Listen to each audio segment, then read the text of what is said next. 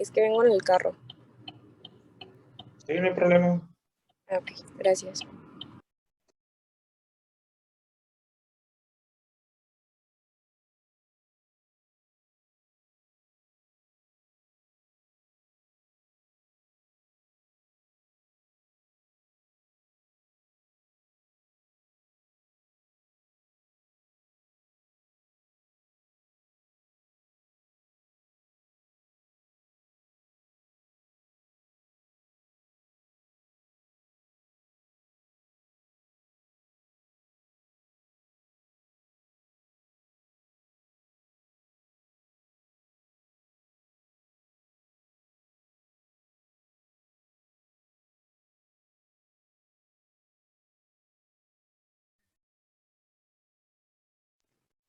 Se miran ahí las diapositivas.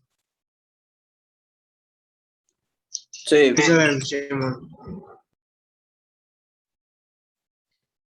Una pregunta, ¿todos están manejando con el libro del Moore o están manejando otro libro? Nosotros con el Moore. Ok. Sí, pues porque la mayoría de lo que yo estoy haciendo, la verdad, me estoy basando en el Moore porque siempre, tanto para las clases como para el Anfield, siempre han dicho que el Moore. Entonces, para hablar más o menos de lo mismo, de que si ustedes leyeron algo, poderlo comentar, de que, ¿sabes qué? Yo lo leí del Moore, decía esto y esto. Están en la misma sintonía todos y para ver las dudas. Entonces, tenemos principalmente el dorso. El dorso, sabemos que de dónde a dónde va a comprender. El dorso comprende la región posterior, que viene siendo por debajo de la cabeza, va a ser cuello, espalda, pero va por arriba de las nalgas, así lo menciona el Moore. Pues sabemos que si nos referimos a región posterior, pues espalda. Si saben bien la terminología, todo eso, ¿verdad? De anterior, posterior, ventral, dorsal, todo eso. Quiero pensar que sí bueno, algunos creo que me dijeron que ya lo habían visto como en generalidades y que les habían hecho examen. Quiero pensar que eso ya les pusieron. Entonces, tenemos principalmente aquí el dorso, como pueden ver, comprende la cara posterior del tronco. Sabemos que el cuerpo lo que está dividido en cabeza, cuello, tronco, extremidades superiores, extremidades inferiores. El tronco, en la región anterior lo vamos a dividir en tórax y abdomen. En la región posterior, pues va a ser el dorso propiamente dicho. Ese está por debajo del cuello y por encima de las nalgas. Y es la zona donde están adosados la cabeza, el cuello y los miembros. El dorso es muy importante porque nos va a servir, ahí va a estar también lo que es la cintura escapular.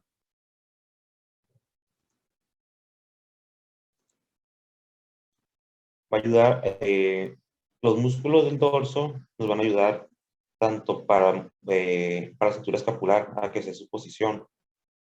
Mientras tanto, el dorso nos va a incluir, principalmente nos incluye la piel y tejido celular subcutáneo. Músculos, tenemos distintas capas de músculos aquí en el dorso. Ahora solamente vamos a ver columna, o sea, ósteo. Yo creo que mañana vamos a ver músculos. En los músculos dice que es una capa superficial la cual se va a encargar principalmente de posicionar y movilizar los miembros superiores. ¿Por qué? Porque están con la cintura escapular. Y las capas profundas, que son los verdaderos músculos del dorso, los que van a intervenir específicamente en la movilidad y el mantenimiento de la posición del esqueleto axial, o sea, la postura. Esos músculos son los que van a ir más internos, van a ir por toda la vértebra, por toda la columna, en las apófisis espinosas y las apófisis transversas. El dorso también comprende la columna vertebral. La columna vertebral pues, va a estar compuesta de vértebras, discos intervertebrales y los ligamentos relacionados con los cuales vamos a poder tener una posición erecta de la columna y así poder mantener las curvaturas normales de la columna. Costillas. Ustedes van a decir las costillas van en el tórax, pero sabemos que tienen la articulación, las articulaciones con las vértebras. Entonces, costillas en la región torácica, particularmente sus porciones posteriores, porque recuerden que algunas vértebras, ahorita vamos a ver cuáles son las que van a tener articulación con las costillas, mediante relación con los ángulos costales. También vamos a tener una médula espinal y meninges, así como las membranas que recubren la médula espinal. Por todo la columna vertebral vamos a tener pues la médula, así como sus meninges, que estas van a ir en continuidad desde el cerebro, así como diversos nervios y vasos segmentarios. A través de la columna y de los agujeros van a ir saliendo ciertos nervios. Cuando es muy importante que aprendan la columna, porque cuando después miren el siguiente semestre neuroanato y que estén viendo en sí médula espinal, el sistema nervioso central, el sistema nervioso periférico, les va a servir todo eso por donde recorren. Entonces, tenemos principalmente,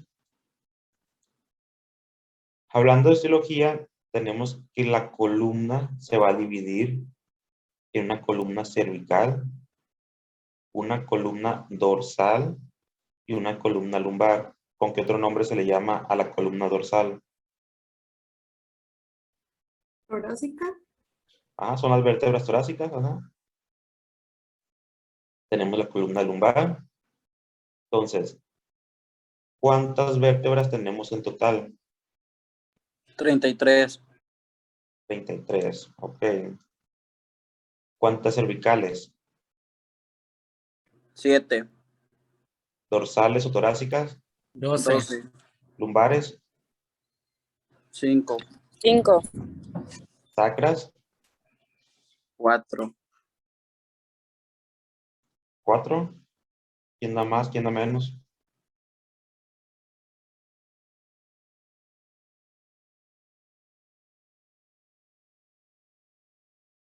Son 5 y 4 coxillas.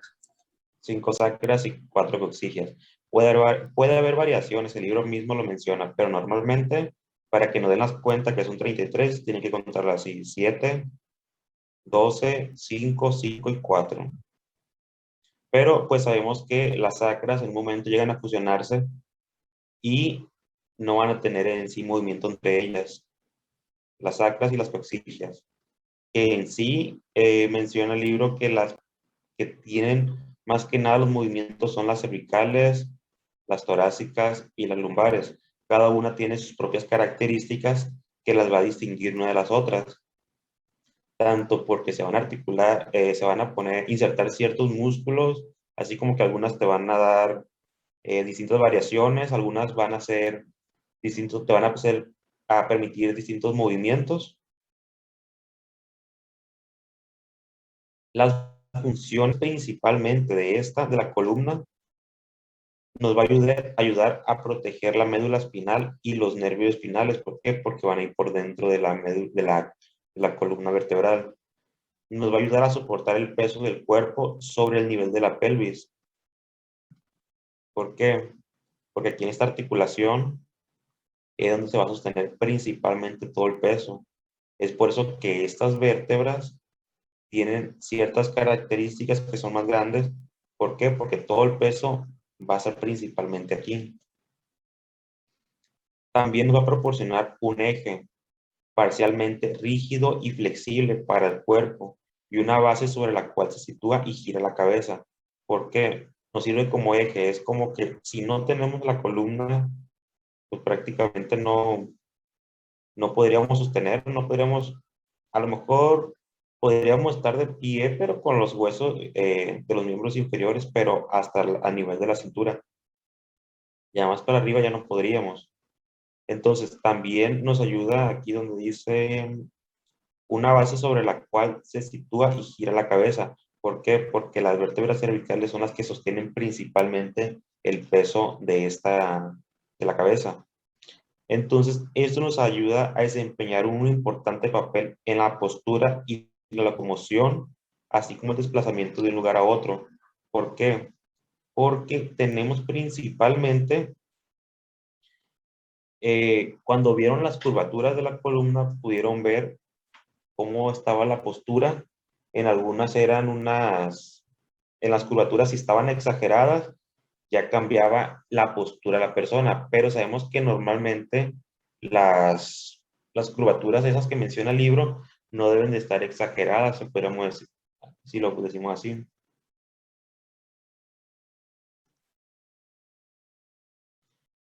Tenemos los componentes de las vértebras. Si nos ponemos a diferenciar entre una vértebra típica y una vértebra típica, el libro menciona distintas características principales de una y de otra. Alguien que me pueda decir qué se considera como una vértebra típica y una vértebra atípica.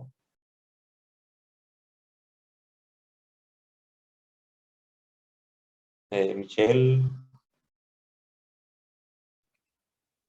Según yo, las vértebras típicas son las que tienen el cuerpo y las 6 caras, y las atípicas son las que tienen menos caras. Sí, puede ser una de las características. ¿Alguien más? En un anfiteatro me había tocado que me habían dicho que las atípicas eran las que tenían forma irregular o que eran como más únicas. Sí, haz de cuenta, las vértebras típicas tienen ciertas características que en sí van a compartir características entre sí. Son casi de que dices, todas tienen cuerpo, todas tienen apófisis espinosas, todas tienen apófisis transversas, tienen algo en común. Y las vértebras atípicas son las que por una u otra cosa, ya sé que algo que les haga falta o algo que tengan de más. Algo así lo podríamos diferenciar. Entonces, aquí sí podemos ver, esas son las partes de una vértebra típica. Tenemos principalmente que está compuesta por un cuerpo. El cuerpo, el cual, bueno, es un cuerpo y es el arco de la vértebra. Tenemos las apófisis transversas y la apófisis espinosa. Y tenemos unas carillas articulares superiores y carillas articulares inferiores con las cuales va a estar articulada una vértebra con la otra. Por aquí por el foramen se supone que es por donde va la médula espinal. Entonces por eso dice que una de las funciones de las vértebras era de protección. ¿Por qué? Porque es como un canal. Entonces, al momento de, si todas las vértebras están bien articuladas, se supone que debe estar muy bien, no debe sufrir algún daño de la médula. Entonces, la vértebra típica, un cuerpo, un arco vertebral y 7 procesos o 7 apófisis, las cuales era proceso espinoso. Proceso y apófisis puede ser lo mismo, lo que pasa es que son como el libro y el mur venían distinto. Esa terminología de que a proceso, apófisis, eh, que carillas y todo eso, ahí les menciona bien, pero por ejemplo, tenemos 7 procesos, 2 procesos transversos, un proceso espinoso, van 3, y las 4 carillas articulares. Ellas serían las 7 de una vértebra típica. Aquí, si miran el cursor, ¿verdad? Esta parte, ¿cómo se llama? Pedículo. Ajá, pedículo. ¿Y acá?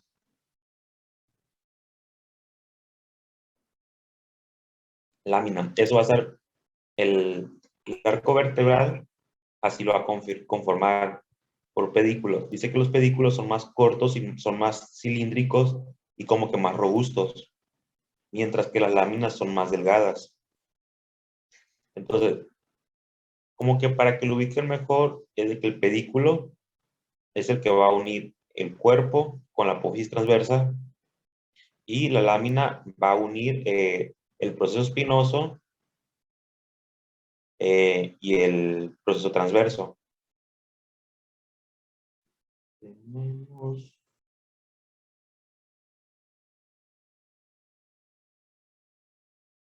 el cuerpo de la vértebra, ¿cómo está compuesto?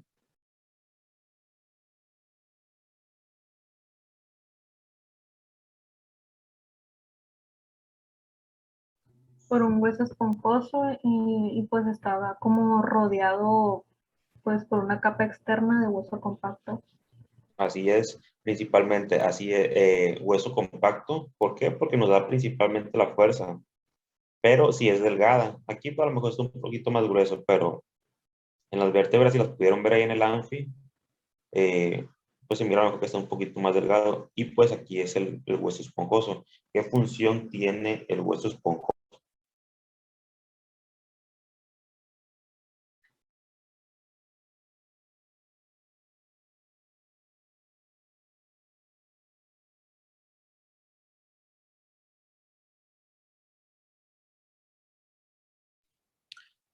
Es donde se forma la sangre.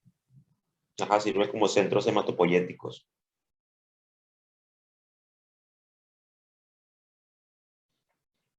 Hablando ahora de las primeras vértebras, ¿cuántas dijimos que eran las cervicales? 7. 7. Aquí, ¿cuántas vértebras tenemos típicas y cuántas vértebras tenemos atípicas?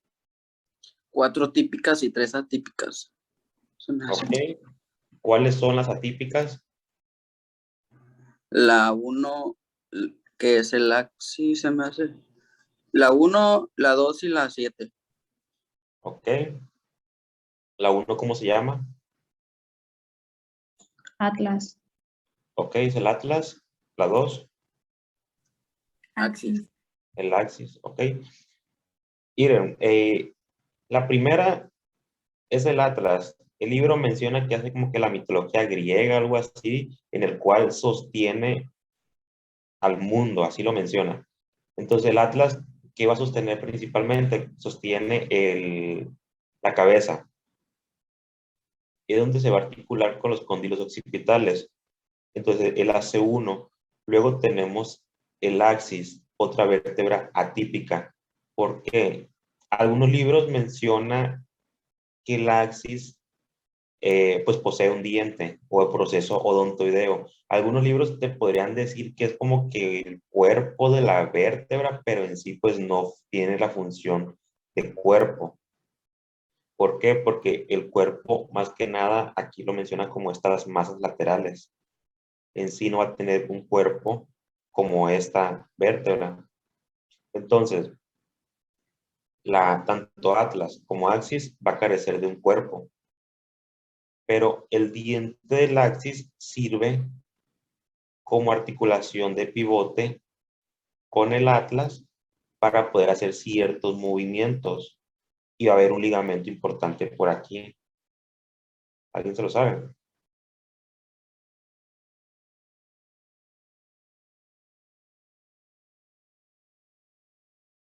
No es el ligamento transverso. El ligamento transverso del...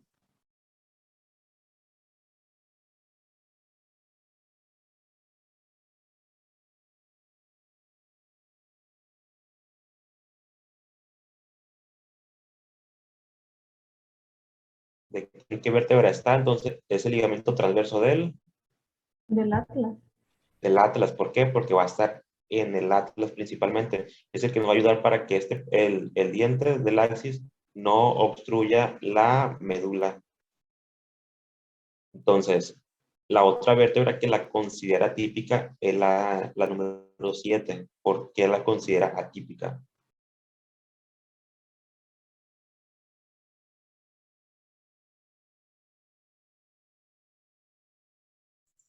Pues una de sus características era la apófisis espinosa que resalta más que las otras vértebras cervicales, porque según recuerdo, no sé si esté mal, es como si se estuviera es como si fuera el proceso a las torácicas, pero como si estuviera formando una continuación con las vértebras torácicas, perdón.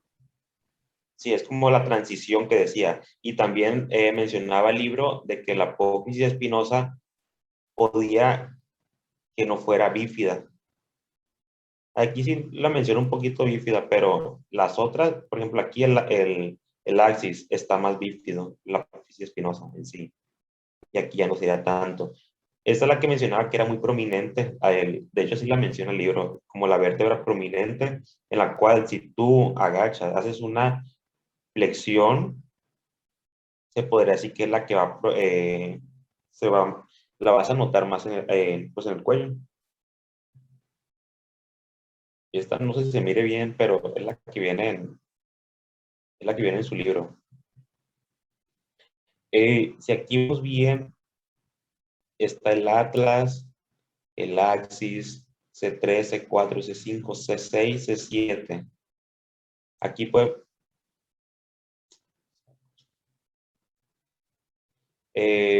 entonces, digamos que las que eran atípicas era esta y C7. Cada una tiene sus propias características. Esa no tiene el atlas no tiene un cuerpo, pero está compuesto por dos arcos, un arco posterior y un arco anterior.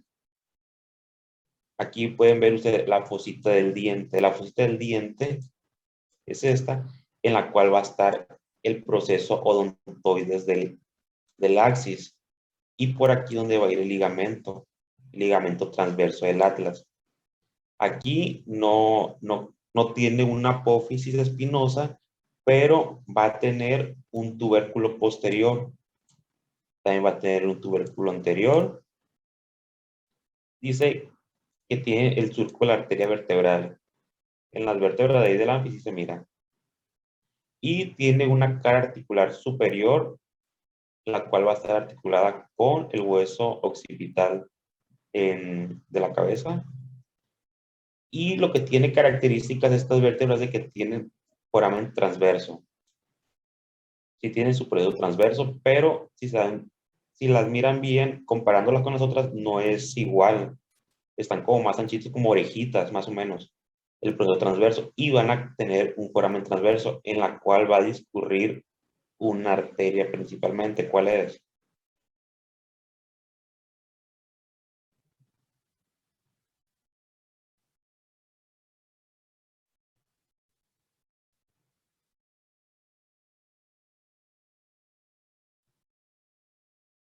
Es la arteria vertebral principalmente y también discurren ciertas venas. Tenemos aquí el axis. El axis es el que posee el diente o proceso odontoides, el cual se va a articular con el atlas.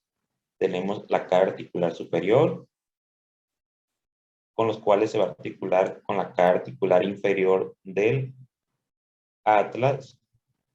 Tenemos el proceso transversos, es más pequeño que que el atlas. Y tenemos el proceso articular inferior, en los cuales están más acá, más por detrás, más posteriores. Y ya por las demás vértebras, C3, C4, C5 y C6, que son las vértebras típicas, igual está compuesto por los procesos transversos, pero aquí tienen los tubérculos posteriores y tubérculos anteriores, en los cuales se van a insertar los músculos, unos músculos que nos van a ayudar a ejercer las funciones y nos van a ayudar a mover el cuello. Tenemos un surco del nervio espinal y pues igual va a tener los forámenes transversos. Son parecidos. Esto es lo que tiene sus características de que el foramen vertebral es como más triangular. Y el cuerpo dice que su longitud lateral es mayor que anteroposterior. Si lo pueden ver, bueno, este sí se mira más, se mira más como cuadradito. Pero esta, por ejemplo, está más grande, se dice, lateral que postero anterior. Decía que la vértebra, la C7, los procesos, el foramen transverso muchas veces no lo tenía, a veces que sí, o podía ser más pequeño. ¿Por qué? Porque la arteria vertebral dice que no pasa por la C7, sino que pasa a través de la C6 hacia arriba, nada más. Y por la C7 pueden discurrir otras arterias, pero más pequeñas. Si vemos las vértebras torácicas, tenemos vista axial, o sea, desde arriba, y una vista lateral. Igual, como dijimos, estaba compuesta por un cuerpo, el agujero, el arco vertebral, los pedículos, las láminas, dos procesos transversos, un proceso espinoso, las carillas articulares superiores, aquí están, y por las inferiores no se pudieran ver. Entonces, si la vemos de una vista lateral, igual cuerpo, apófisis transversas, espinosas, carillas articulares superiores y carillas articulares inferiores. Pero las vértebras torácicas tienen una característica principalmente, tienen unas fositas costales. Aquí podemos ver una, y aquí podemos ver la otra. Esta, yo podría decir que la T1, y yo sé por qué características. A lo mejor si algunos de los que anduvieron aquí, que les di Anfield, a lo mejor pueden saber por qué es la T1. A ver las demás. Ok. Las vértebras torácicas o vértebras dorsales, como también lo mencionaba al principio una imagen, tenemos principalmente que, fíjense cómo está la curvatura, y aquí pueden ver que la T1 tiene una cierta característica, que tiene una fosita costal completa y tiene una hemifosita, en la cual va a salir la segunda costilla, de aquí la primera costilla.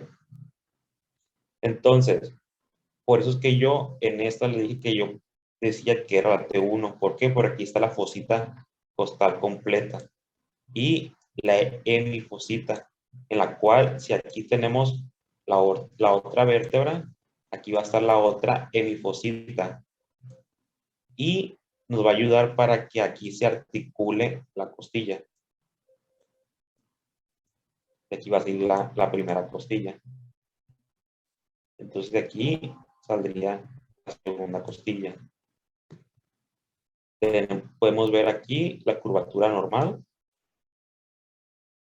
Ahorita vamos a ver cuáles son.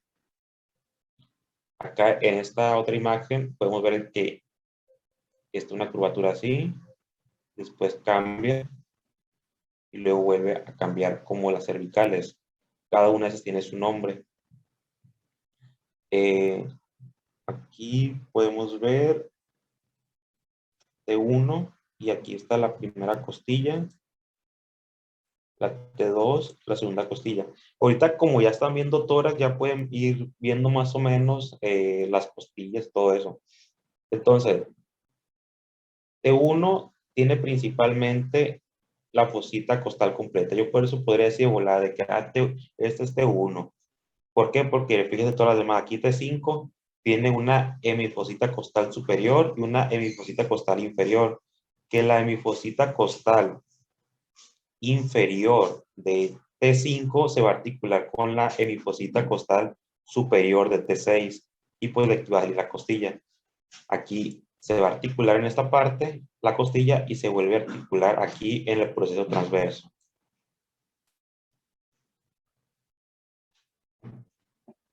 Tenemos en estas, son las otras vértebras. ¿Cuántas dijimos que eran de las lumbares? ¿De cuáles? De las lumbares. 5. 5. ¿Esas qué características tienen? ¿O qué mencionaba el libro?